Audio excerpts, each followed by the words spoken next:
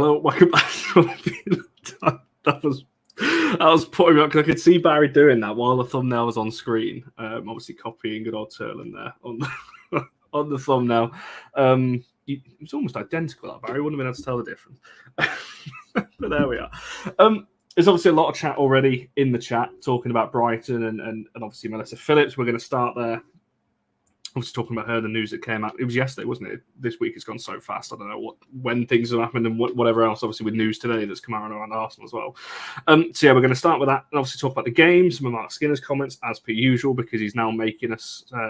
There's just sound bites out of every one of his press conferences now. So we've got another comment of his to talk about.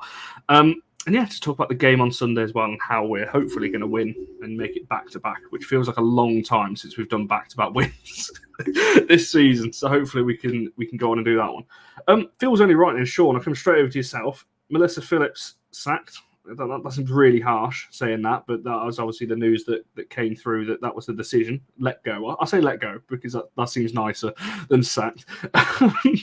Yeah, what's just your initial thoughts when you saw that? Because as we were saying backstage a second ago, just out of nowhere, and to be honest, it's a complete shock, wasn't it? Yeah, I mean, I did a press conference with Mel Phillips yesterday, and all seemed very normal. Talking through the signings, players who've gone out on loan, the vision, and then out of nowhere, the news that she has been sacked. Let's put it bluntly, she has been sacked for what seems to be no apparent reason.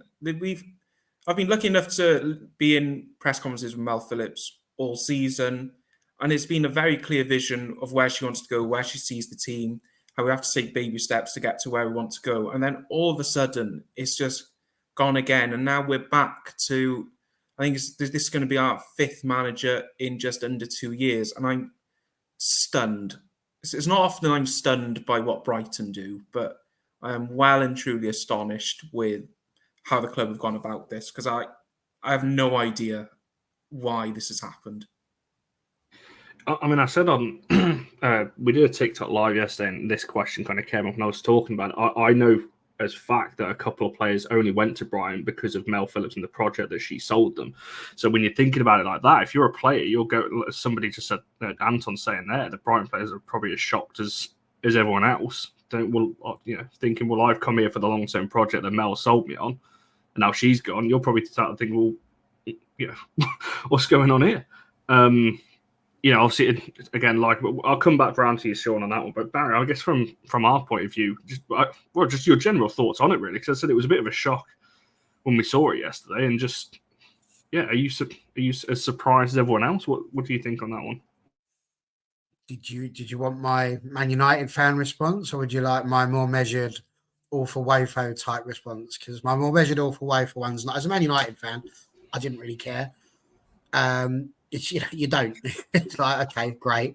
All that means is there's going to be a new manager bounce when they play us on Sunday. So, thanks for that. Cheers. Perhaps that's what they're hoping for. The more measured one and the fair one is, of course, you're shocked. Of course, you're surprised, because it's not like she's been doing terribly. And I saw the start of your TikTok live that you were doing with Polly, and I put in there, has this got something to do with this sort of vision that the whole club has had when they started putting in that big infrastructure and that big investment into the women's side? I think something like 5 million or something like that on the training facilities and all of that sort of thing. And I remember at the time when we were talking about that, and we were talking about how United needed that for the women in Carrington and all that sort of stuff, we were looking ahead at what it was that Brighton were doing. Of course, Polly was coming over, so we were very much looking into what it was she had done at Brighton that made her seem like such a good fit for United at the time.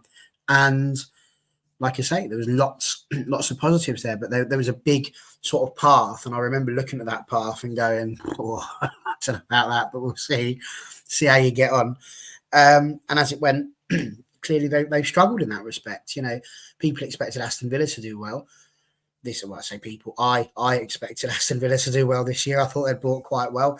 They've been appalling in terms of where they are. And I don't think Brighton were on that level. I don't think people were expecting as much from Brighton as we were expecting from Aston Villa, but they're only 1 point off of Villa. Yes, they're in with a little bit of a scrap at the bottom. They need some more points to get themselves out of that. But yeah, it's just a bit of a shock. You're not expecting at this point of the season. And like you say, the weird bit is to do a press conference and then be sacked immediately after. So that then left me questioning, has she said something? Has something been said there? Has there been a disagreement based on something that's been said? And was it a bit more knee-jerk? Or have they literally just gone, if we do it afterwards, they won't ask us any questions till after the match, and we can all just hide in our little bunkers that we've been building? So, yeah, it's very strange. Very strange. Bit of a dodgy thing to do.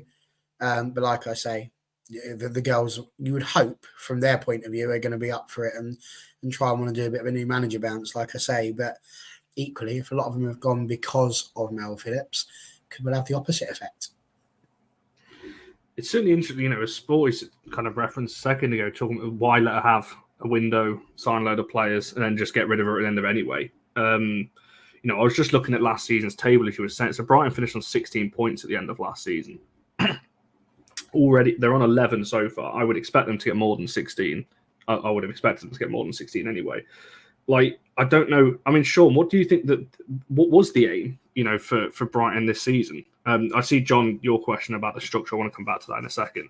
But what was supposed to be the aim then? Because obviously, clearly, they think she's underachieving this season.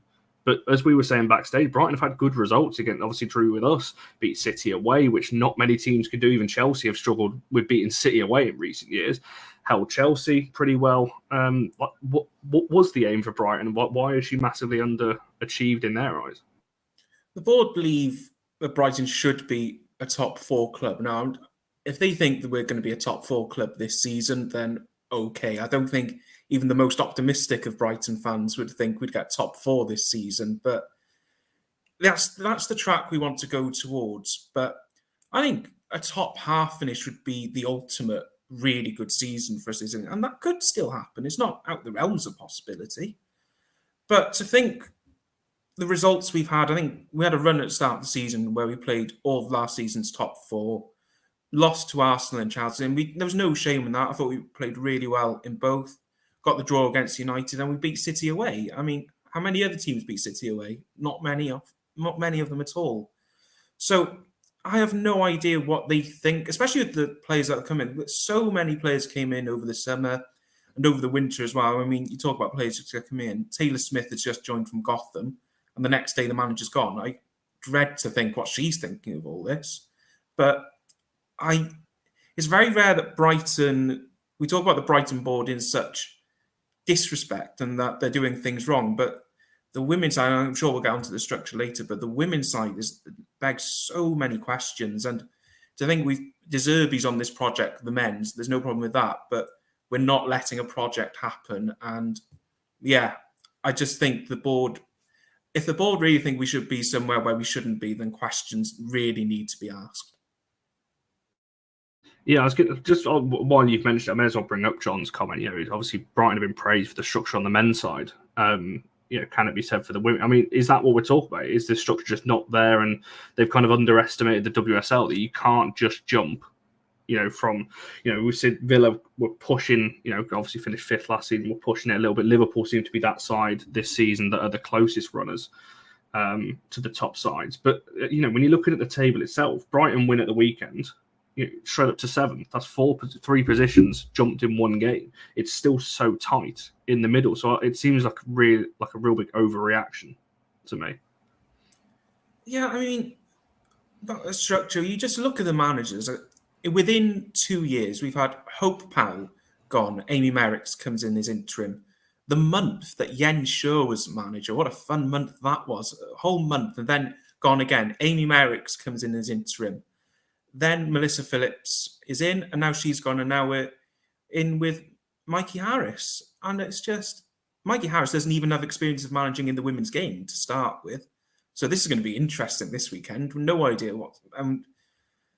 It's just, there seems to be such a lack of direction with the women's team, but they've got big plans. There's obviously a big goal they want to achieve. Like, we're currently playing in Crawley. They want to build an all-purpose women's football stadium in Brighton, bring the team back to the city. The training facilities are second to none. We all know that. But there's just I have no idea. It's the first time I've been completely baffled and speechless with a decision the board have made, because I generally don't know where we go from here. I've no idea what names are linked. I wouldn't be able to give you an answer because it's just come out of the blue. And at the moment, I don't think there's a plan for who comes in next. I think that's the thing. And when you've got so many players, as Dave just mentioned in the chat, obviously Maria being one of them, so many players have been speaking about Melissa and how good she is to work with, how they've improved, how she's improved them as players individually on and off the pitch. Like, I as you said, so if this was United, I'd be raging right now. Not letting a project obviously go on. I was just reading Reese's comment before I brought it up because I had no idea what he was saying. But yeah, talking about obviously the lack of experience. He'll be supported by Aaron Fisher. Yes. I don't know. Like you said, I think it's really tough to gauge what Brighton are going to show up. Like, not just for this weekend, just moving forward in the next. I don't know who you've got after us. I'm assuming it's a cup game, isn't it? So we've got Wolves in the cup, and then we've got Liverpool at home, and then the international break. Bizarre to me. If you're going to do it for me, wait until the international break, because at least then you've got a period of you can get, while the players are not all of the players are away, you've got a bit of bedding in time. But yeah, and exactly, this is obviously from a United point of view. This is what me and Barry have been saying on here for ages with Mark in regards to Mark Skinner, for example. If you're going to sack him, we need somebody, in my opinion, ready to go straight into that role. I don't just want to sack him and then we've got an interim for a little bit and then we're searching for somebody else. Like, no, let's not go down that route. Which just lends itself to the fact that something's happened. It's like it has to be. Something's happened because it's too chaotic to be probably the wrong words to use, but a well thought out plan. This seems like something's gone on. It's left, and it could be anything. It's very rare that we find out everything that goes on at a football club. So, anything could have happened. No, I completely agree, but it's just you never got the sense, because Mel was very pro the club. She's always saying that the facilities she's working at Brighton are the best she's ever used. Some of the resources she's got, the players she's got, everything was for her the best that she's had. So to say something to throw all that away seems a little maybe fantasy, but you never know, of course, that something could have been said. But it's just, if it's down to results, then it's a shocking decision, a really shocking decision. No, it certainly is. And as I said, part of my tweet yesterday, if Mark Skinner is going to be leaving Manchester United at some point, well, obviously he will at some point, but in the foreseeable future, I hope Mel Phillips is on our shortlist, because I think she's a brilliant coach. Every player that has worked for her speaks highly of her. So here's a little conspiracy one for you then, Connor. What if United have already made contacts and that was why they've had a problem? Perhaps somebody found out. I don't know, by the way. The no thing. I'm merely posturing, but it could be something like that. Literally, you have no idea what goes on behind the doors of these places, and who knows? Maybe a club has come in for her, and Brighton weren't happy about it. Well, on that point, I'm putting it out there that Wales are currently looking for a manager, and when she went, I thought, I wonder if Wales have made an offer to her, because Gemma Granger's just left Wales and Melissa Phillips is very much in the Granger mould in terms of her tactical approach, the way she does her preparation. I'm thinking, have the FAW actually gone there and made an approach? I'd love Melissa Phillips to coach Wales, but there we go. That's just me, isn't it? But yeah, oh well. I'll just make a genuine thing here, right? If anyone is ever relying on me to give you your breaking news for women's football, you are going to be severely let down. I'm the bloke in the bookies who tells you it's a surefire bet, and then you end up losing all your money. You'll tell whether I'm not. There's things that I talk about where I might maybe know one or two things, but no, I've got absolutely no idea. But, all the pieces fit. I'm just trying to be logical. Could that be something that would happen? And it doesn't have to be United. It could be Wales. It could be any club. This is what I'm saying. There's a million and one things that can happen in football. It's not just always that the board's got itchy feet and gone, no, we don't want you anymore, or it's a result, or it's this, or it's that. It could be absolutely anything that's occurred. So with the limited information we've got, who knows? Yeah, I agree. I think, yeah, it could be a number of things. Do you know what, Sport? We were actually talking about this backstage. Whether that could be You've something. had a wife swap, we're having bus swap. Can you imagine? If I wouldn't be against it. I wouldn't mind Mark Skinner at Brighton. I feel like give him a project, give him parameters, not as high expectation. Well, there might be very high expectation, might be higher than United's at this rate, according to our board. But give him don't win the league. But I'm thinking, you know what? I wouldn't mind Skinner. Give him a project. He did well at Birmingham, and I feel like he could do something similar at Brighton. But again, there's no names out there at the moment, so I'll find out when we all find Erling out. makes a good point. Erling makes a good point. Have Chelsea got a manager yet? What I'm saying, could be anything. potentially wasn't Mark Parsons, wasn't he at the Chelsea game? I'm not saying that he's going to Chelsea. I'm more looking at Brighton, to be fair. I potentially. feel like I read something that he was there because of a talk nearby and was there. Yeah. It's something very vague, but Parsons. I don't know. I genuinely don't know. I mean, I came in this week when I got the invitation from Connor this year. I was very excited, delighted to be back on the channel, and I thought I was looking at the result. You know what? I feel like we could do something here. And now, within the matter of 24 hours, I've lost all hope. I was in the press conference today with Mikey Harris, and I'm still with no hope. He's having one training session. He doesn't know who's fit, who's injured. This is all. He's come from the men's academy. This is all new to him, and it's a mess. It's very rare we associate the word mess and Brighton, but Brighton are in a mess. I was going to say, yeah, it's. I think I've put it in the title: advantage or disadvantage to United. I'll come back to that in a second. I think we should just get you in, as Polly said there. I think the players will just buy into anything you say just because of your accent. I think you speak very well, so I feel like if you just went in there and studied the ship, I think players would buy into that. I think You probably get asked this all the time, and again, this could be the question that gets me cancelled. But do you know how to say that really long name place in Wales? I do. My grandparents live just under an hour away, so I've spent. To be fair, though, in Wales, an hour away could literally be actually only 5 minutes as the crow flies. No, very true. Those schools and things. It's like Scotland. It's a nightmare. No, but I'm a fluent Welsh speaker. Did primary school, secondary school, all in Welsh. So yeah, I wouldn't say that long name. There you go. Connor would never try that. Not in a million years. I've heard somebody say it, and no, I'm not even attempting that. I don't know.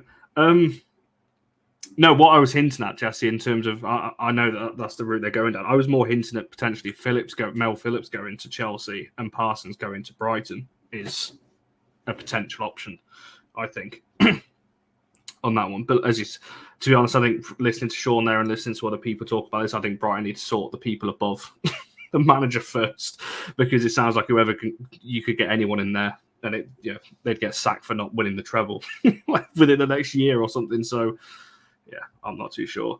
Let me go back up. So I may as well, before we move on to the game and players and things like that, we may as well stick with managers, because I'll flick it over to Mark Skinner, because Highland put a comment earlier on saying, I was disappointed in Mark's comments. I was expecting full Conte, given everything that's happened this week, but I felt like he's had a word in his ear and someone's told him to back off. He wasn't very... I can't remember the exact quote he said about the Conte Cup. He was asked about the Conte Cup, and I think he said something along the lines of there was no chance of us appealing, and we'd basically been told, which is what I'd kind of heard anyway, that United had no grounds for any kind of appeal, which is fair enough. And that was it. I think a lot of people were expecting fireworks, and he was really going to go after it, and he didn't.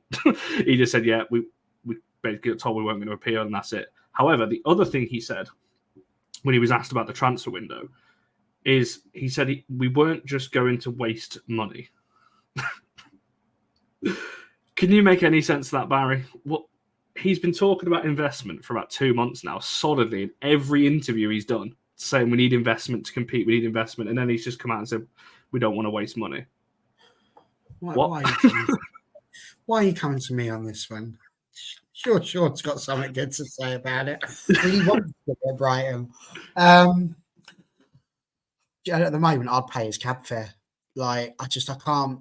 Every time he speaks, it's just like, if you ever remember a TV show called Some Mothers Do Have 'Em, it had I've seen that. Michael Crawford was the guy. Did you say you've seen it? I've seen it so many times. I love it. Connor's actually seen something. Well, he's like that.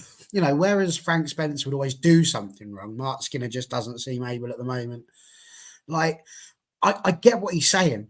Like, you sit there and you think to yourself, what you're saying is a sensible thing to say. Of course, you're not going to go out there and just waste money. I get that.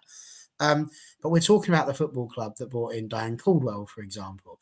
So it's not like we don't have form for bringing in players when we need them. We've got, 5 defenders that are currently fit. We're in the position where we're about to end up putting the only other spare centre-back we've got at left-back, so that we can stick our left-back in at right-back, so that our other right-back can go off and represent our country in the Gold Cup. And if one of the 2 centre-backs gets done, we're going to have to recall Saf Middleton Patel so that she can go into centre-back position. It's mad, Connor. And so to sit there and say wasting money, we bought Diane Caldwell. Like, you know, that's not a slight on Diane Caldwell. It's just sometimes you need to get people in, even if it's just to shore it up, because you can't necessarily, at this level, go for the youth. You know, you can try it, absolutely, and see what happens, and it won't be terrible. But you're asking a lot of them, because it's a big jump from the academy level football to top level WSL football. So the whole idea, he wanted, like you said, investment. He's been talking about investment. The whole club's been talking about investment and needing money and needing us to do stuff. And, you know, the players that we've got out as well, Connor, it's not like we're sitting here going, oh, they could be out for a couple of weeks, but we'll see them again in March. You know, they're literally on the shelf. You know, they are properly injured players that we are probably not going to see for the vast majority for the rest of this season. And when you start thinking about that, like Evie Rabjohn, Gabby George, we're not seeing them. We're not seeing them. So we've got Hannah Blundell and we've got Jade Riviere. And Jade's off. Name me who our other fullback is. Who else do we have? Anybody? Somebody name me a fullback. It's gonna be Golden, isn't it? No, I said name me a fullback, Connor. Not name me an attacking midfielder. There isn't one. I'm signed a contract for Leah Galton. Leah Galton. Like, I love Leah Galton. I think she's amazing. She's not setting the world alight currently, but I do love her. Still, not a left back. Where's our fullback? So this is what I mean. Don't tell me you're wasting money. Even if you're bringing in a short-term somebody until the end of the season, an actual left back is better than sticking an actual centre-back at left back and hoping it's going to. He keeps doing it. He's done it with Maria. He put her out at full. She's not a fullback. It's winding me up. I'm banging the table now, Connor. Stop putting people in the wrong place. Let him go to Brighton. Can't keep doing with these silly comments. It is madness to me. I just don't understand. The transfer, I just took a video on our TikToks literally talking about this. The fact that I really thought we'd get just a lot. I didn't think we'd sign anyone big because we don't usually. But like you said, we did it last season. We obviously with Cascarino, we brought, you know, on a loan, like you mentioned, Diane Caldwell, Senior Bruin a few years back as well. We have done this where we've just got a loan in just to cover positions for 6 months. I would have taken that any day just to make sure we have somebody there. For 6 months. And the actual response to that question isn't, oh, we didn't want to waste money. It's that the players aren't available.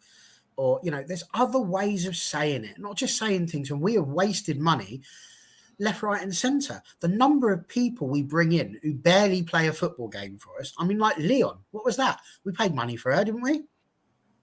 Yeah, what is it? And where is she? She didn't even last 6 months. Wasting money. Start throwing things now. It's getting annoying. I needed that pen and all.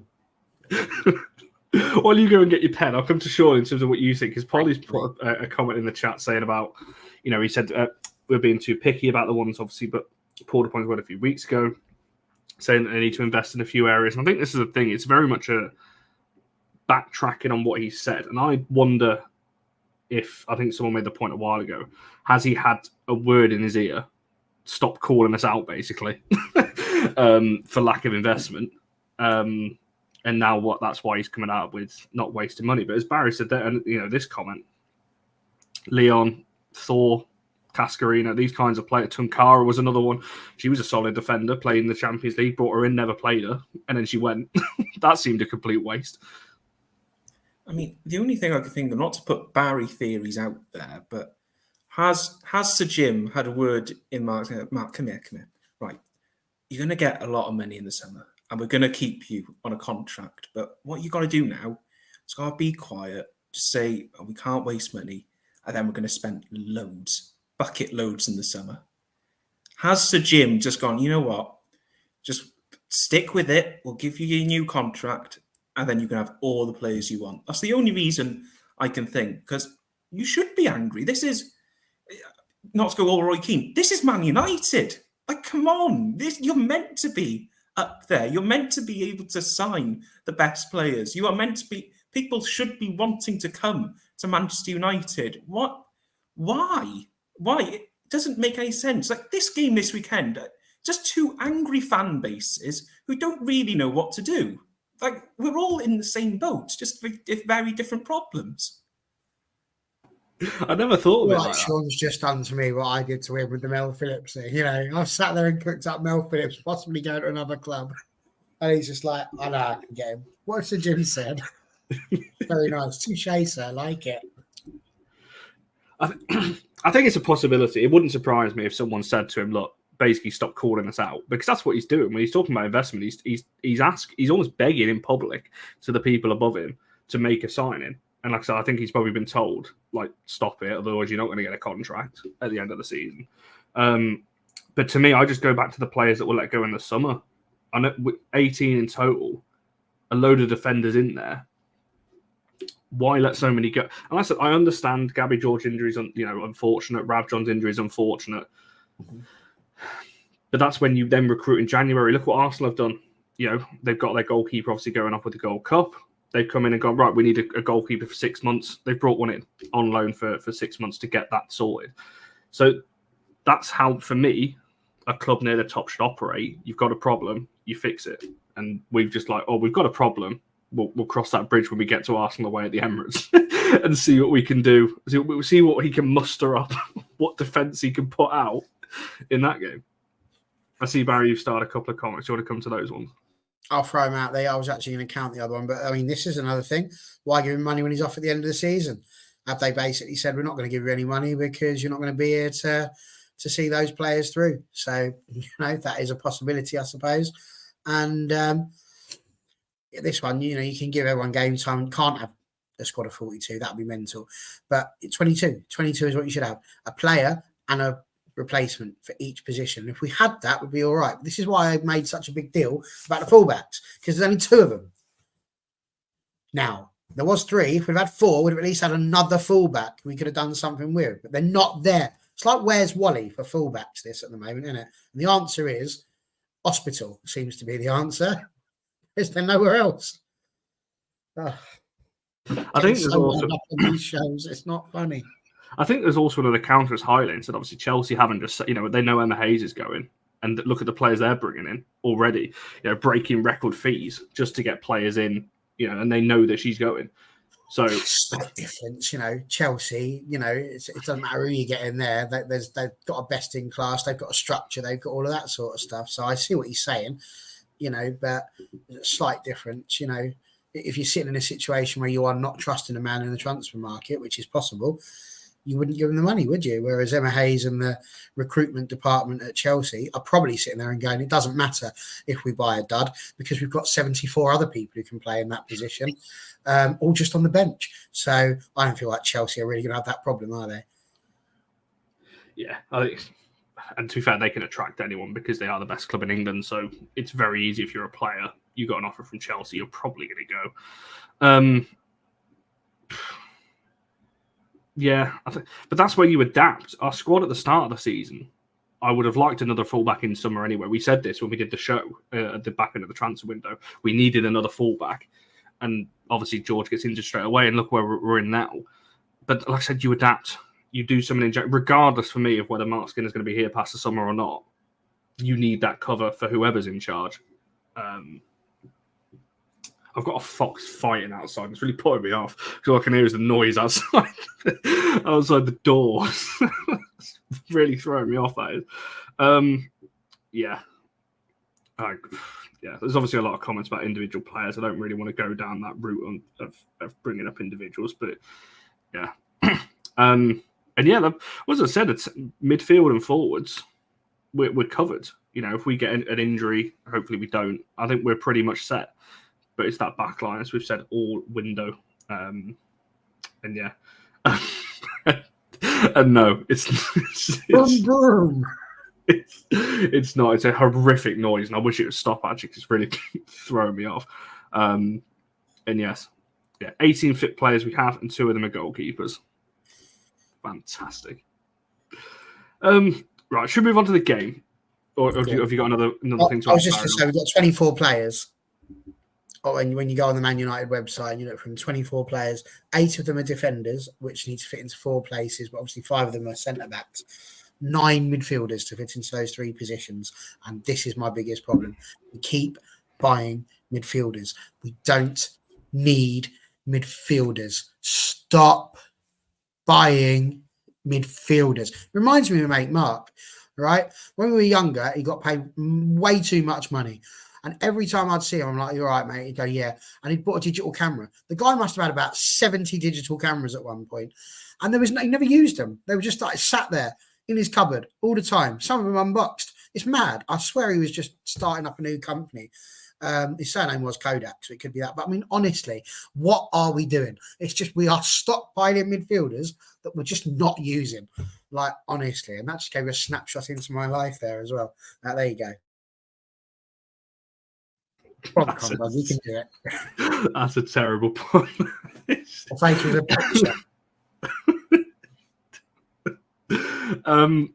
point, I'd be all for that. We were again something else we were talking about yesterday. We were looking. Aston Villa have already got 3 midfielders right now.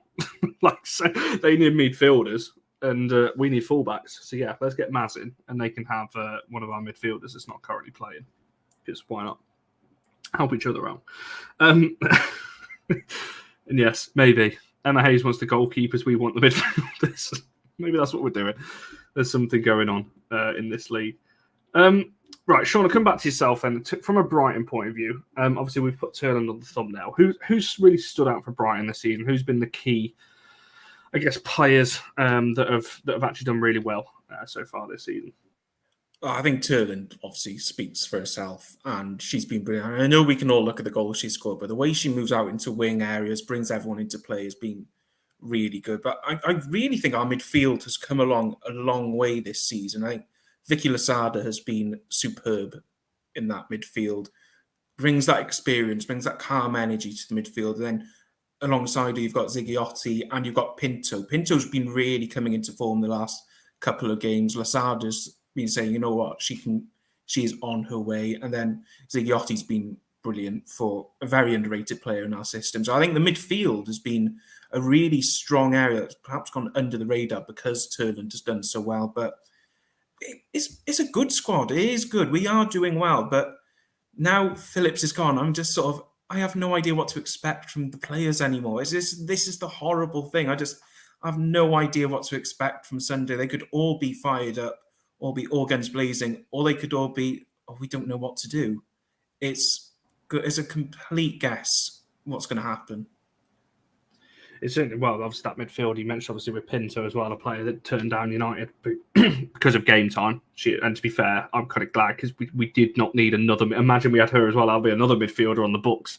But again, another player that kind of turned us down to get more game. And I think she made the right decision anyway. Going to Brighton, as you said, obviously the players that Brighton signed. I was looking, obviously you mentioned obviously Losada there. Bremer being another one, you're like, geez, these are players that are, world names, and that, especially Bremer. You're talking about someone who's playing in the Champions League final, a few months prior to going to Brighton. Yeah, so I fully agree on that one. I absolutely love Turner. As people know, I'm hoping. I did make a little joke about it to somebody yesterday that if Phillips is coming to United, I hope she brings Turner with her, because for me, just a proper number 9, and her finishing ability is one of the best in the league, in my opinion. So hopefully one day we'll see it. And we've already lost a Norwegian, last summer, and 2 in Maria and Vilda. Let's get Lisa another Norwegian counterpart and bring Turland over as well. Barry, from United point, a player that I wanted to obviously highlight. We spoke about it briefly on last. When was it? Monday show. Nikita Paris. She's obviously our top scorer right now on hot form. She's on the thumbnail again for that very reason, because she is the one on hot form. And the reason again I wanted to bring her up was Ella Toon did win Player of the Month again from a United point of view. She straight away put on her Instagram story. It's a funny way of spelling Nikita Paris. Obviously voicing her opinion on who should have won it. Do you agree with Tooney on that one, that Paris probably should have won Player of the Month for January? And just again, how impressed you've been of her in recent weeks? Just like Nikita Paris is the most underrated player, I think. Almost in the WSL, it feels like at times. The amount of work some people have to do to get the slightest bit of recognition is incredibly frustrating. And I feel like, if I'm not mistaken, these Player of the Month votes are done by fans, effectively. And a lot of that is going to come down to who your favourite is. That's not to say that Tooney's just got it because she's people's favourites, and she is. There's no slight on Tooney for that. But I think some people are possibly letting misconceptions, preconceptions, or even just the fact they don't want to be wrong against them, really. And I say that because so many people wrote her off as not being the sort of player that United should have, and she's just absolutely proven that she was a very good player. She is a very good player, and she deserves it. So, yeah, she wasn't given it. Listen, for me, she should be one of the first names on the team sheet. She's earned that right. And again, this is what just gets so frustrating. Like in anything, you should always be given a position because you earned it. And she's absolutely taken it this season with both hands. She's scored well. She's getting herself in the right position. She's doing all of the things you would want a striker to do. All of the things that, by the way, I think she's deadlier at the moment than Leslie Russo was last season. She's getting into those positions. She's made double figures, which pretty much every United striker has not done for the last couple of years. So I just don't get it. I don't get why there's just so much. I don't know what the right word is. Just negativity is not quite it, but it's almost like something you're just not allowed to say. Like it's a taboo thing to think that Nikita Paris is doing really well, and nobody minds cheering her when she scores. But yeah, I think for me, she should 100% be Player of the Month for United. Her goals have been invaluable. Tooney's done brilliantly. Again, not to say that she's had a poor month, because she's done really well. She's swung herself around from the sort of dip in form that she seems to be having, or the apparent dip in form, passing the eye test that people keep on talking about. But yeah, apathy. Yeah, that's a good word. It's just like, it's mad, Connor. But what do you expect? Like, it's crazy. Honestly. Yeah. I could go on, but I'll start boring people. So yes, Nikita Paris, amazing. Deserves it. Tooney, excellent also, and a very classy move from her. From a Brighton perspective, the prospect of facing Paris frightens me, because I know, you just see what she's doing. She's probably the best player in the WSL right now. There's an argument to be made for that. I find it bizarre because she's out of contract at the end of the season. Why is she not being given just a 1-year extra deal? Why is there no deal on the table for probably your best player this season? I don't understand.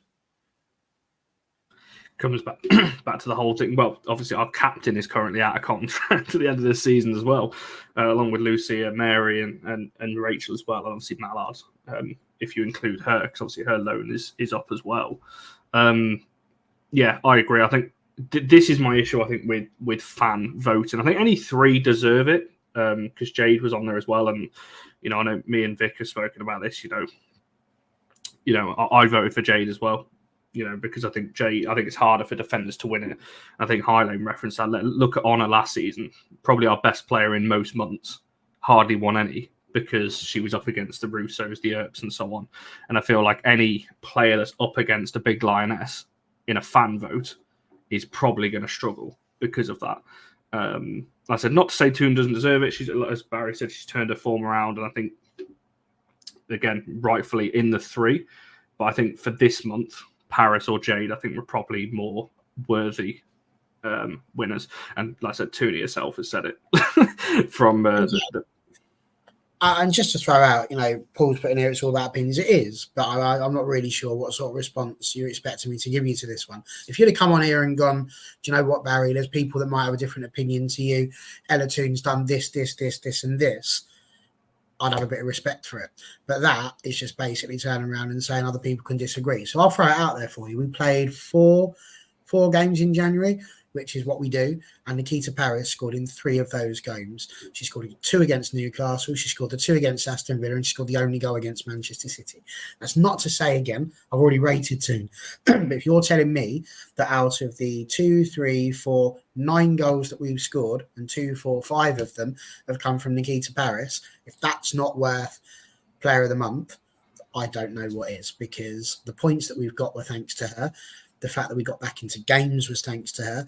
The fact that we're through against Newcastle was thanks to her. And the player herself that won it is thanks to her. So I don't really, I think on this one, I can just sit there and take, it's just about opinions. I've said on this channel, on the men's channel, any channel I go on, I love opinions. They're like bottoms. Everybody's got one. But please give me something to work with. If you want to tell me what it is that Ella Toon's done that would promote her ahead of Nikita Paris, feel free. And I agree, by the way, with the person who said goals shouldn't necessarily mean you get player of the match. I agree with that. But the performances from Nikita Paris have been nothing short of exceptional last month. And so I don't see why that would not be given. Yeah, exactly. That's what I mean. I think, yeah, it's one of those. Like I said, I would have gone for Jade anyway, just because I think her defensive thing kept us in games. I think she did pretty well against Chelsea. She was good against Villa as well. Yeah, like I said, it's opinions. Nikita Paris for me was a deserving winner. And as Vic, yeah, fair play to Toonie, by the way. Her first thing was to come out and obviously say, yeah, thanks for that, but should have been her. So yeah, full credit to her on that one.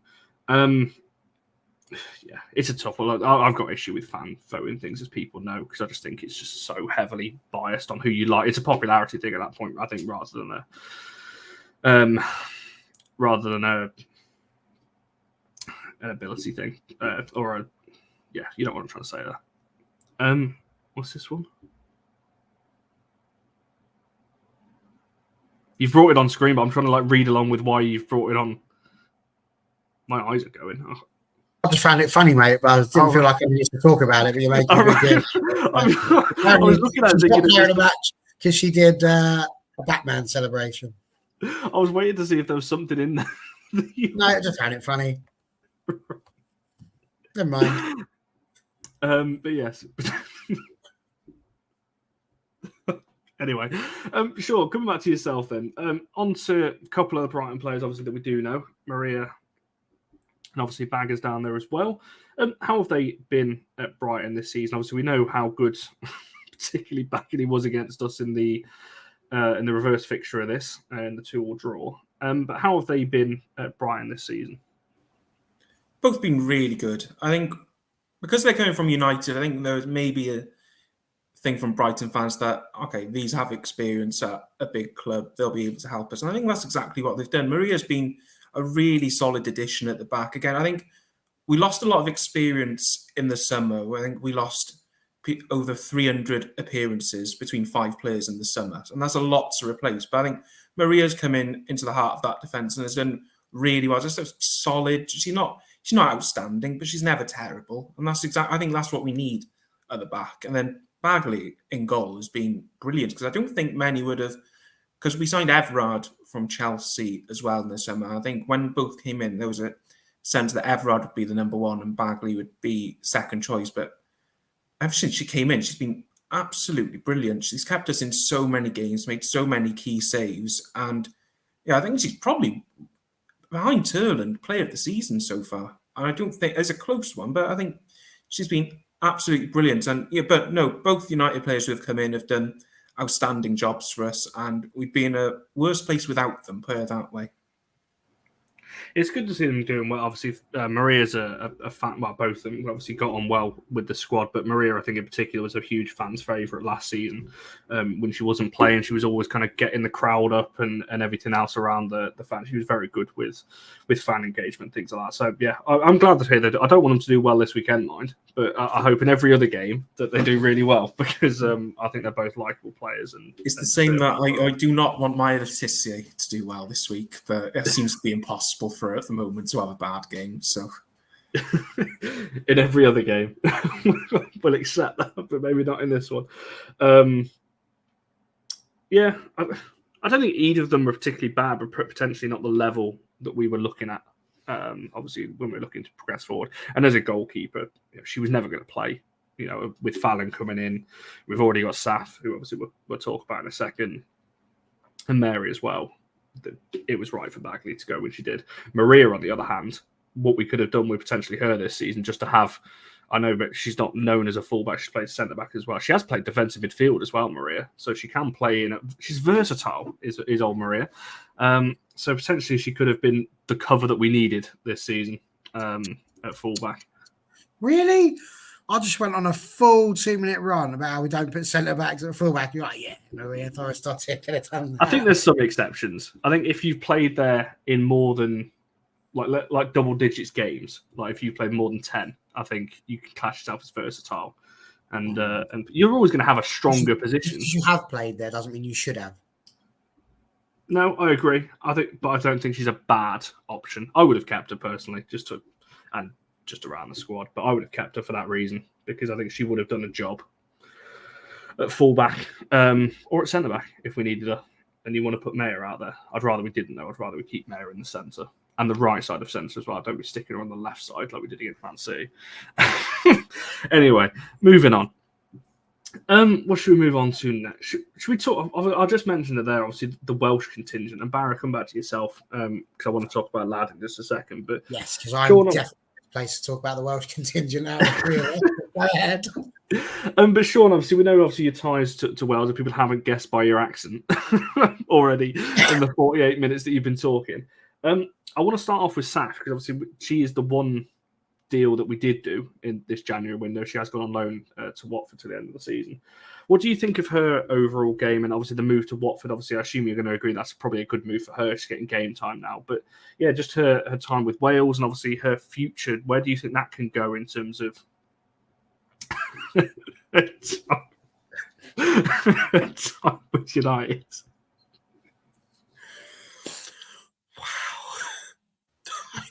Sorry to disappoint, I guess. We'll start with that. But no, Safi has only played one game for Wales, and that was in the Pinatar Cup in a friendly against the Philippines. And we dominated possession. Philippines never got a shot away, but never tested. But she looked solid. She was commanding the back line really well.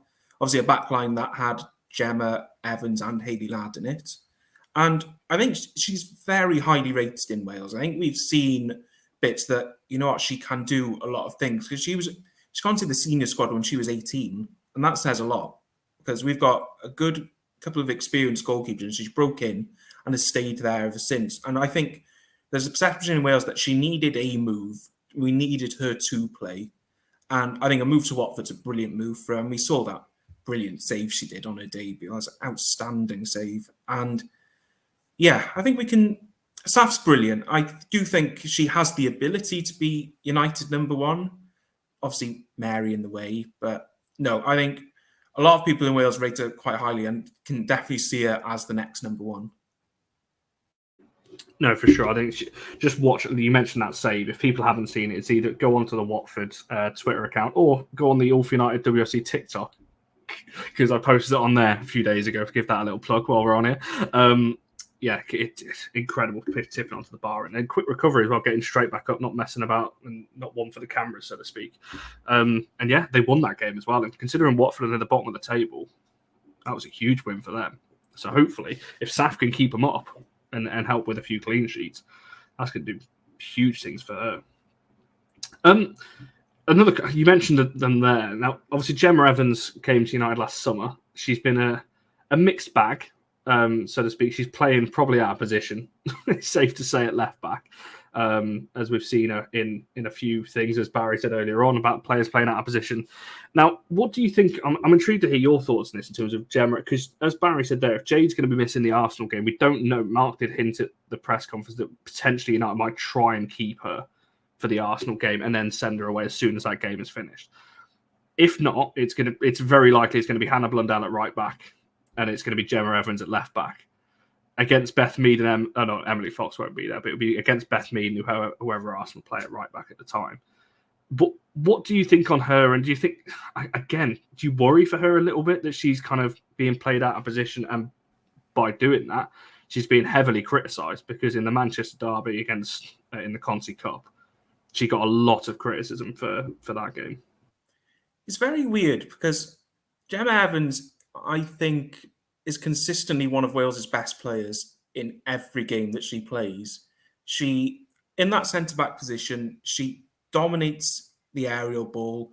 She can track back quickly. She's not afraid to get a slide tackle in. And she's saved Wales on so many occasions. And then I come in to watch United and what United people think of her. And it's really sad to see all the mixed comments because we love Gemma Evans here. We absolutely love her. What's she playing out at left back? I have no idea. I mean, Hayley Ladd playing centre back for us and midfield for United is weird enough, but Gemma Evans playing left back is a worry. She's not a left back in any circumstance. She is not a left back. If you put her at centre back, give her a run of games at centre back, you will see the Gemma Evans that us Welsh people see consistently every camp. But she's not a left back, but she is. She is a brilliant player, brilliant player. And she just needs that little run because she's not been playing enough. I think the last Welsh camp, she did a media session with us and I asked her about game time. And she said, of course she wants to play more, but realises in that centre-back spot, having Turner and Matisse there, it is going to be difficult to break up that partnership. But she's ready. She is ready. She's said the training at United is the best training she's ever had. It feels like games at United's training. It feels that match ready. So just give her a run at centre-back and you will see a completely different Gemma Evans, but she is not a left-back in any way, shape or form. Yeah, and it baffled. And I think, Titus is kind of reading my mind. Again, I want to cover this when we get to Arsenal in a few weeks' time, so we have got 2 games before then. But I would be seriously considering that and playing Galton as a fullback, as like a wing back, because that's closer to her position as a left winger. But that's the best I think that we can put out because we don't have another fullback there. And then it gives Evans a better chance in a more natural position. Where's Blundell going? Well, it'd have to be the right side, wouldn't it? Right wing back. Why? What else are you going to do? We don't have anyone else. Very easy. I'm glad you asked, Connor. Let me explain to you if you go back to last week, people were calling for me to be the new manager of Manchester United Women. This is what I would do. I would take Mary Outfit on the bench, but Fallon Tullis-Joyce, and I've just got to throw that in this week. However, left back would still be Hannah Blundell. I would do exactly what Sean just said, which is to put Gemma Evans at centre back in a more recognised position alongside Millie Turner, and then take the person who's actually played right back. Do you remember that? Remember that, Sean? Yeah, but using your argument what was her name? No, you be quiet. Just because people have played there doesn't mean they should. Is what you just playing, said. Sean? Where was she playing? Yeah, right back. Yeah, and she's Thank you. Done. And Letitia's always come out and says she prefers playing centre back. And to use your argument, just because someone has played I prefer McDonald's to Burger King, but if I drive past a Burger King and I'm hungry, I'm going to go in. No, I'm not having that.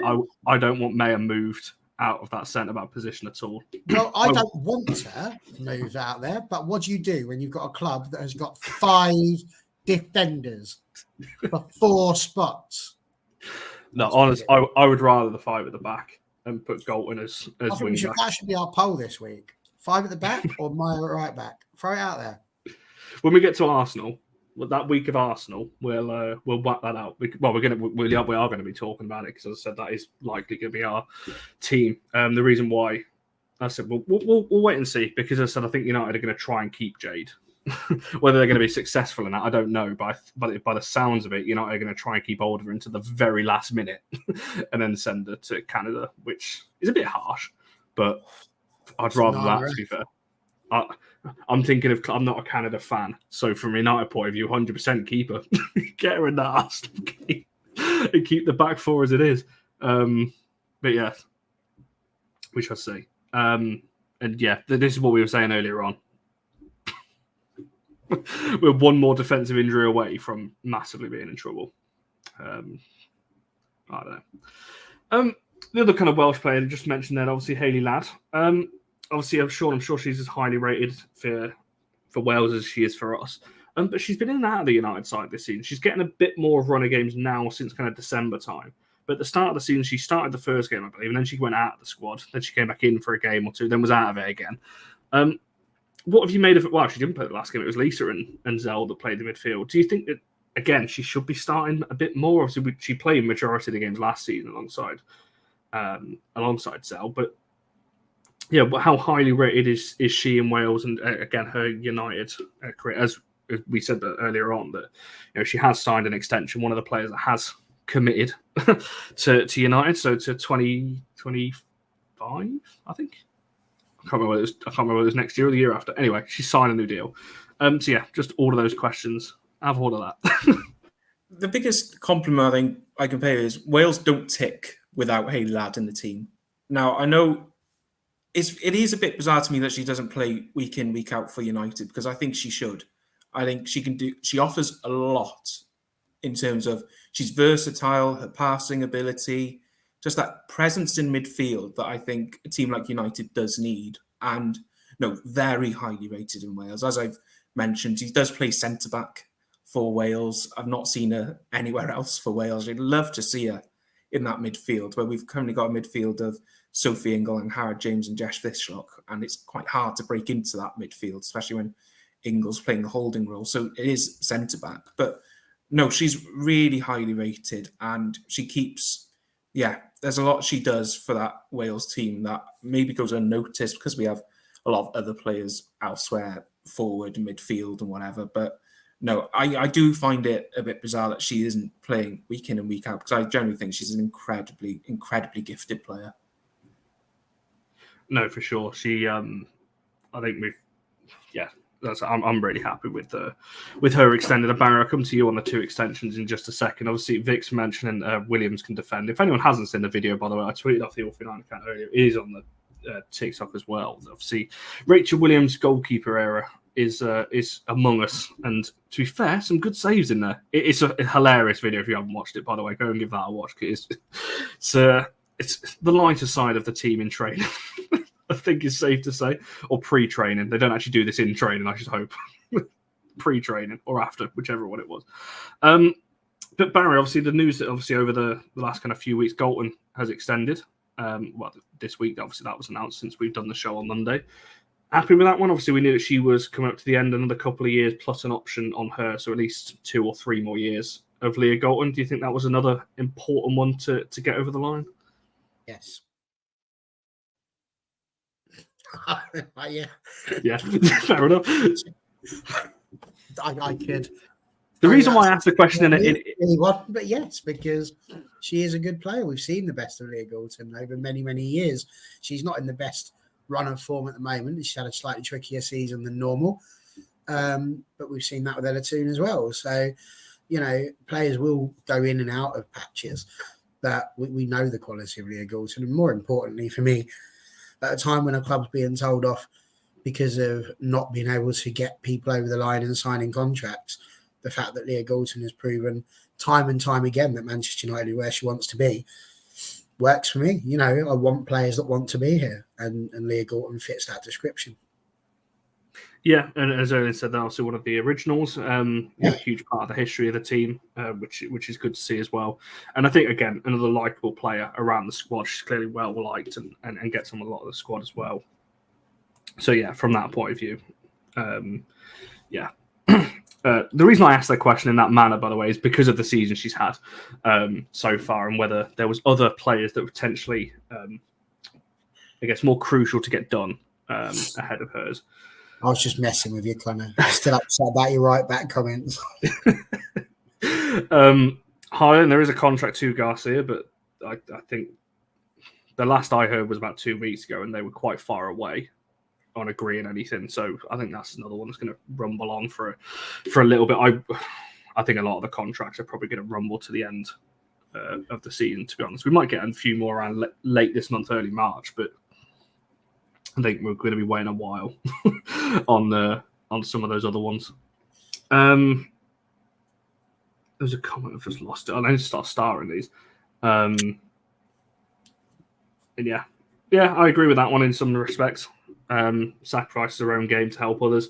Jace, did anyone else see that picture, by the way, of Jace against Aston Villa, where she had the whole squad in one picture? It was Jace on the ball, and then all other Villa players around her, and not a single United player in shot. I thought that sums up Jace to me. Just kind of on her own, taking the whole team on. No one else can keep up with her. Is a bit of a worry though that we didn't have a single United player within about 30 yards of her. But that quick she is. But yeah, fair play to her. She was good against Villa as well, and hopefully she's fit for this weekend because Mark Skinner did say that her and Jade picked up knocks against Aston Villa. But they should be fit for this weekend, so hopefully they are. Looking at it from an opposition, then, Sean, is there anyone from United you hope aren't or hope isn't playing? Who have you looked at United this season and gone, yeah, they've stood out there, they've done well, and fearing from Brighton's side?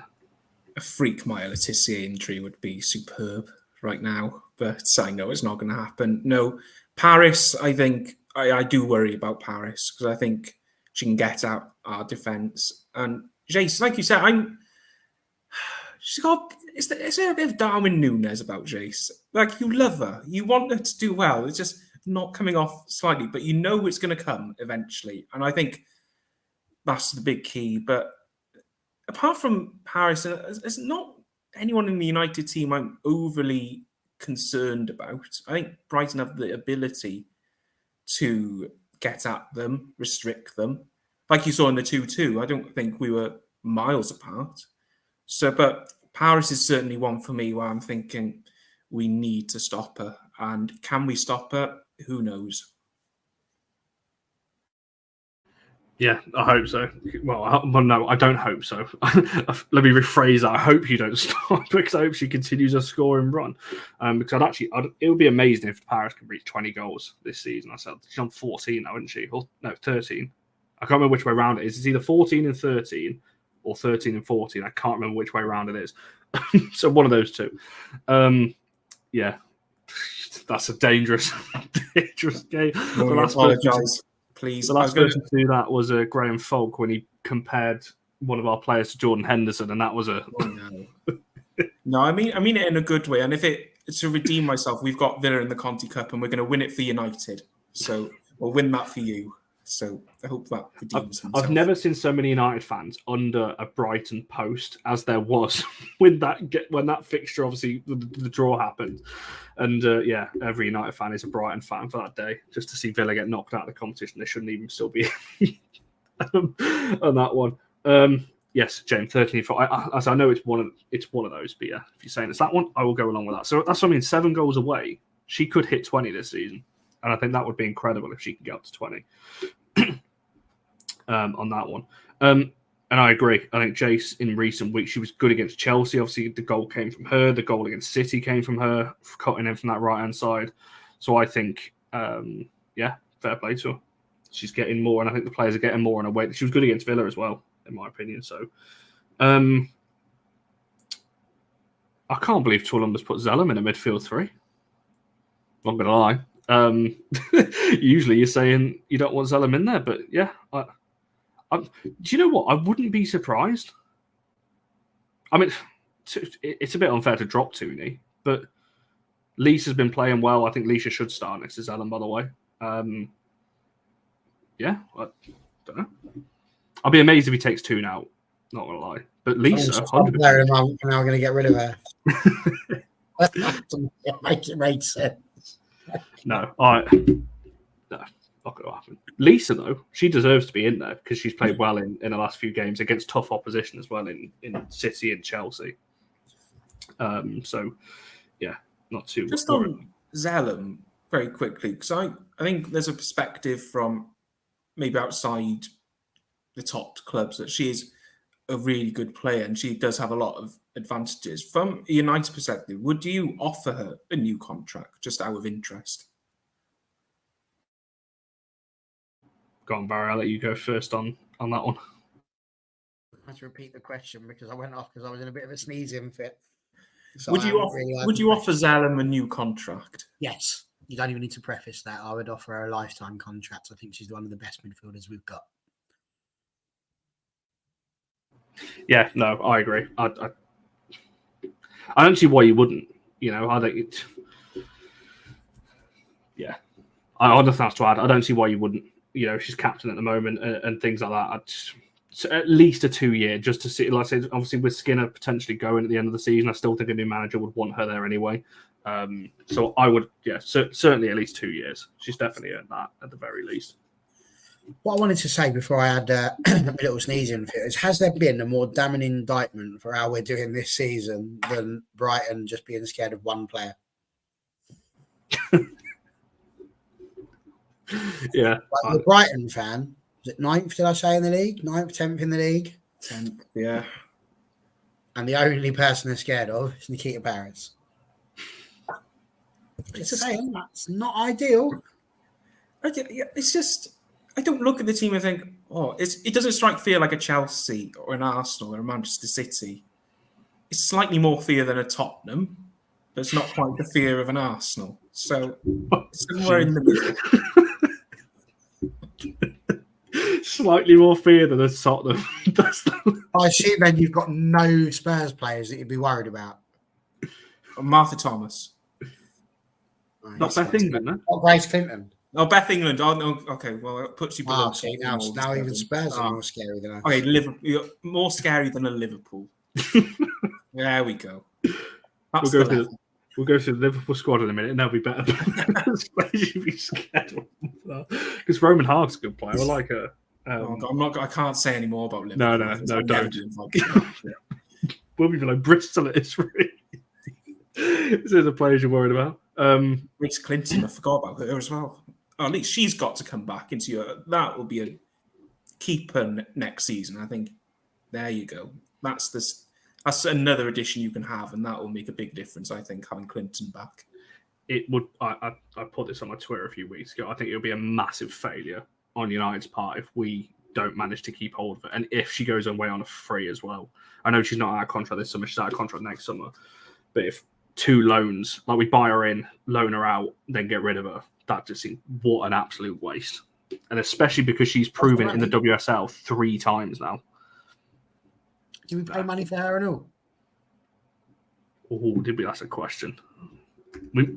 No, I think, wasn't she, because we got her from Everton, wasn't she, how old was she then? I'm trying to think if she was under the age of, so we got her in 22, so she would have been, yeah, maybe, I don't actually know. I can't remember. That's what I mean. We put a little bit of money in there and then we just end up getting rid of her when all she done was play a couple of pre-season games. This is why it doesn't wash to say, we don't want to waste money in transfer windows. Exactly. I think, yeah. I don't get it. I think it's, she proved it at Everton. That's why we signed her from Everton, by the way. She was already, people forget that, she was already doing it in the WSL when we got her. Loaned her obviously to Bristol, tore up the Championship, going to Spurs. She's unreal for Spurs. Yeah, we have to get her back. She's our player, so it'd be stupid not to. Shall we see on that one? Before I kind of come to predictions and things like that, Barry, something that I wasn't going to ask this, but it's just someone's just liked that tweet. It's just reminded me of it. something completely random. I say random, but it come out today, obviously, about season tickets and things like that. Mixed reactions, I have to say. So season ticket, if people don't know, season ticket prices have gone up for men's and women's. From the women's side, it's going up to £80 for adults, 40 for concessions. And the other thing that I think the people are kind of up in arms about a little bit is obviously the club are introducing reserved seating for next season as well. Obviously, for us season ticket holders in North Stand, that's not going to be a problem because it's standing anyway, unless they're going to start telling you where to stand. That'll be a bit weird. But for the other stands, obviously, it is going to be reserves. Have you got any thoughts on that? Obviously, it is another increase, up to £80, so we're nearly pushing the 100 mark for season ticket. I think they've worked that it's £2 extra per game for your season ticket now. Do you think that's a fair rise? And what do you think on this whole reserved seating thing for next year? Okay, so with regards to the money, I mean, £80 when I heard about it, I did sort of go, whew. But the standard of football in general across the WSL is improving. You are getting more bang for your buck, so to speak. More people want to come and watch as well, so that's going to be another thing you have to take into consideration. I mean, £80 is, if my maths has worked correctly, £7.20 a game, which is going to be 11 games in it that you're going to be going to watch. So if that's the case, £7.20 a game isn't really all that bad when you consider, I think it used to be like £6.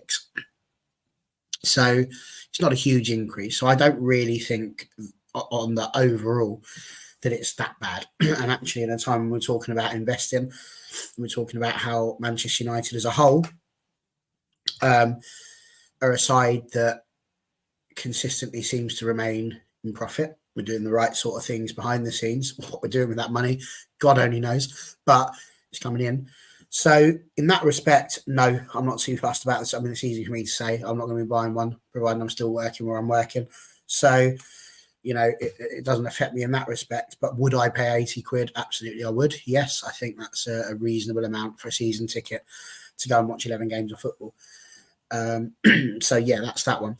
With regards to the reserve seating, I think, to be honest, the women's game has got to grow up in respect, in respect to that. And I don't mean that like people are going around acting like children, but I mean the simple fact that, we've been there, Connor, where you go to games and people reserve their seating and they go, well, we want to shit here because this is where we always shit. And we're stood there, yeah, but we're literally stood in front of you. So why would you want to do that?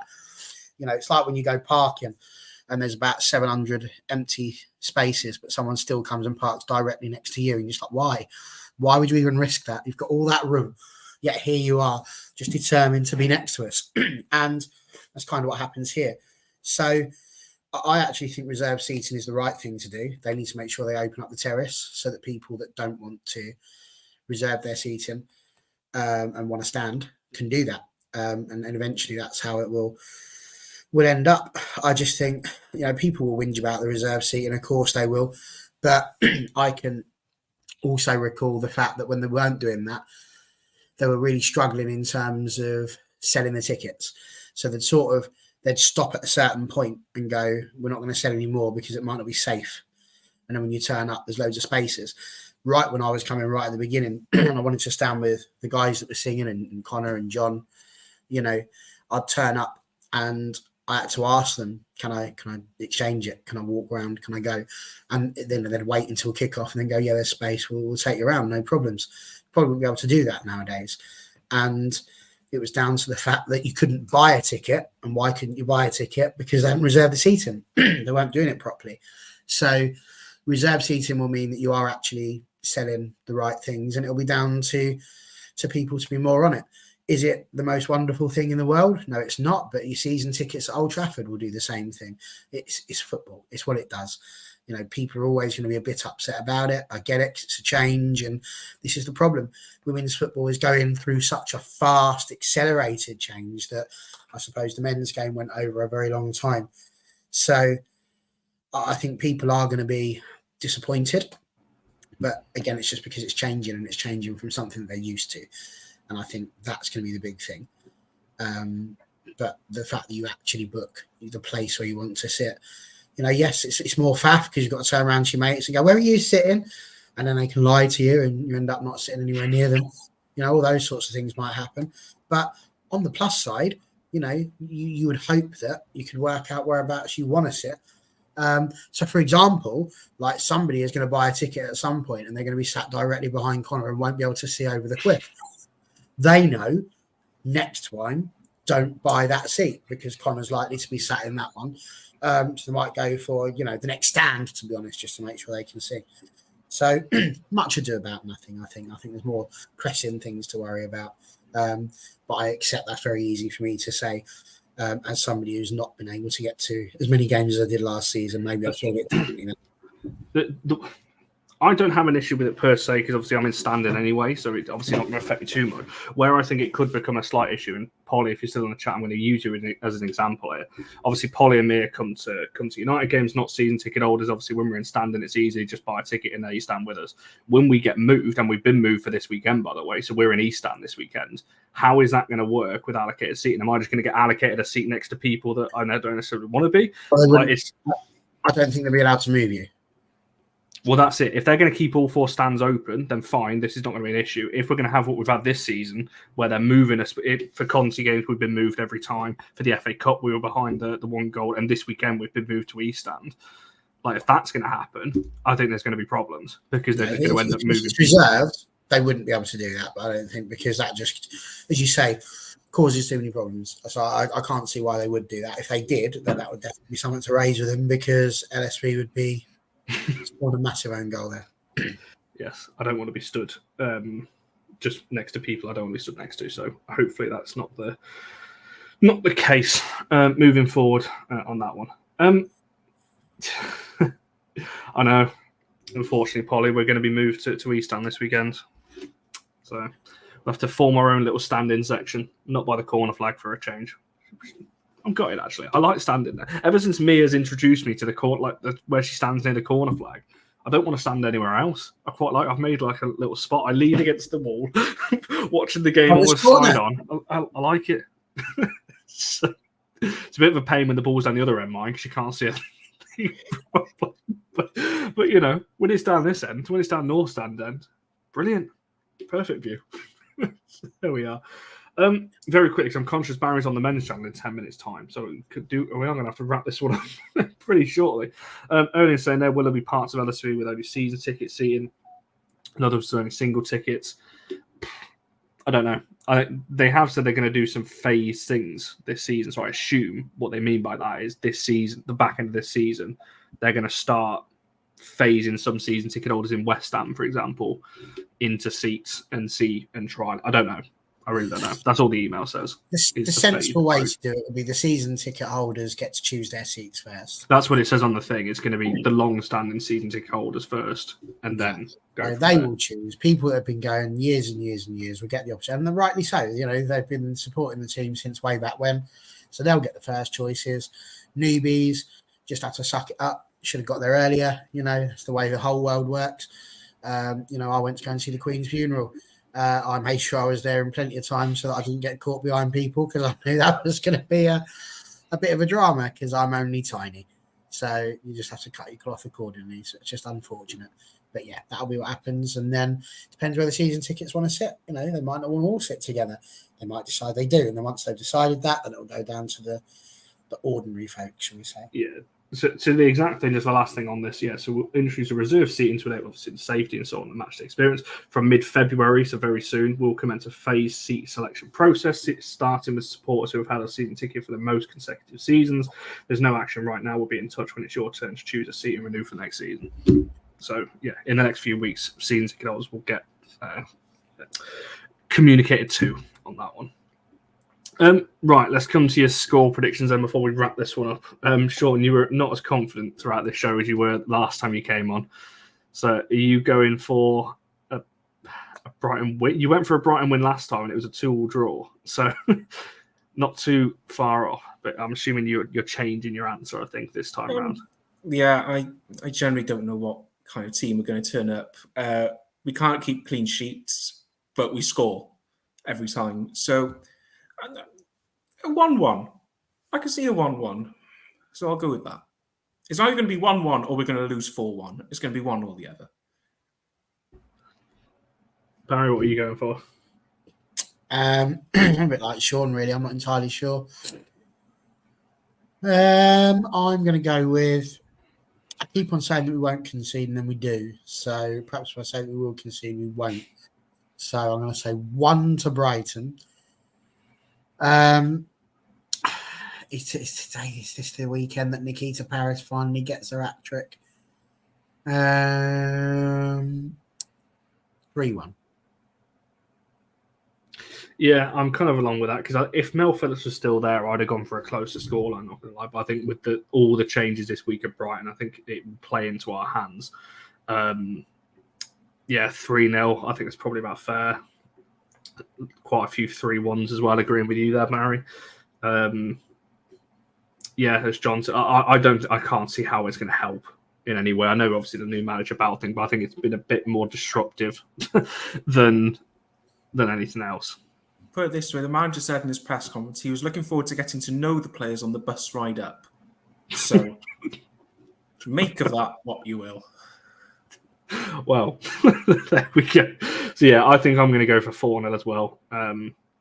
Keats on the score sheet. I think Jace will get a goal in this one as well if she's playing. Obviously, I think she'll get another goal under her and hopefully kickstart a few goals for her. And Mallard as well. I want to see her get back amongst the goals. I want to see her back starting, but I know she's not been fit properly. But get her amongst the goals as well. Cool. Right, we'll wrap up there. Before we go, Sean, where can people find you? Obviously, I know you're on Vanville as well. You got your own TikTok, but you're always on my. I know I follow you anyway, but you're always on my For You page and everything else with the daily videos. Out of nowhere, it's gone really well. So give me a follow on TikTok. Just all women's football content, news, and all that. My Twitter's in the bio here. Anything Welsh football related. Welsh League's through a really exciting time. They're coming up to the end of phase 1. We've got a league split. Very exciting. Any Wrexham news, Cardiff City, Swansea City, all for me. So yeah, come give me a follow. And I'm semi-interesting on various outlets. So hey, I'd say you're more than semi-interesting. Certainly your TikTok, your Twitter, and everything else is worth the follow. As you said, if you want to keep up to date with what's happening over in Wales as well. Certainly worth keeping an eye on. Sean, on that one. We've had a lot of opposition fans that come on, and I know that Sean is one of those who also does the journalistic side of things as well. But he's honestly one of my favourite people to come on here. He's only been on twice, but he's such a lovely bloke, and he speaks honestly so brilliantly. So thanks again for coming on. We like having you on, Sean. I'll give you your tenner later on, Barry. Look forward to it. No, it's always a pleasure. I've thoroughly enjoyed tonight. So thank you for having me, and thank you everyone for listening. Really enjoyed it. No worries at all. We'll get you on the All for Women's Football channel soon to talk about all things over there. Because if you're not subscribed to that, by the way, go and follow the Twitter and subscribe to the YouTube channel at All for Women's Football. It's Meg's turn in the hosting chair on Monday, which is going to be really exciting. And the one after that is Laura, and Laura's got a really exciting show lined up. So keep an eye out on that one. From an All for United point of view, we'll be back on Monday. As I said, Barry's live in 4 minutes' time talking about the men's result yesterday. Obviously, the 4-3 win over Wolves. So if you fancy chatting about that game, hop over to the All for United channel in 4 minutes' time. If you're in the Predictions League, make sure you get those sent in. Is there a Saturday game this week, or is it all on Sunday? I think Aston Villa, Bristol City on a Saturday. There we go. So make sure you get that in tonight. I can't get away from him. Saturday fixtures are killer in the Predictions League because it just throws everybody off. Make sure you like in the video, subscribe, and all of that stuff. Come and follow the TikTok account at All for Women's Football. Go and follow that one as well. But All for United WFC and All for United. All for United WFC. We did our first live yesterday with Polly, who is in the chat. It was a lot of fun, a lot of interesting comments. Just a bit more of a laid back chat about anything and everything. So make sure you're following out. There's kind of daily videos going out there as well. Do you know what my best part of that video was? I'll try to first 5 minutes where you were trying to work out the boxes. Because I could see how much it was annoying you. And on it, there's a little plus there that says you can request. And I was tempted to just go, should I just push the button, just wind them up even more? Honestly. Do you know what it was as well? I didn't want to press something while Polly was talking and cut her off. So I was conscious because every change you make on a TikTok, like anyone who's done it will know. As soon as you go to change them, it's like, are you sure this will affect your current live stream? So I kept backing out because I was like, I don't want it to end or cut her off. But we got there in the end. We got there in the end, and it was a lot of fun. So yeah, make sure you're following that. We're going to do a lot more of those in the coming weeks. And when Sean and Mia get to 1,000 followers, which is hopefully very soon, we'll be doing lives with them on TikTok as well, because for some reason you've got to have 1,000 to do lives on TikTok, which is really annoying. Anyway, make sure you're doing all that. I appreciate that was a lot to follow at the end. Hopefully, we'll be back on Monday talking after a win over Brighton. So have a good weekend, all. I shall see you guys on Monday.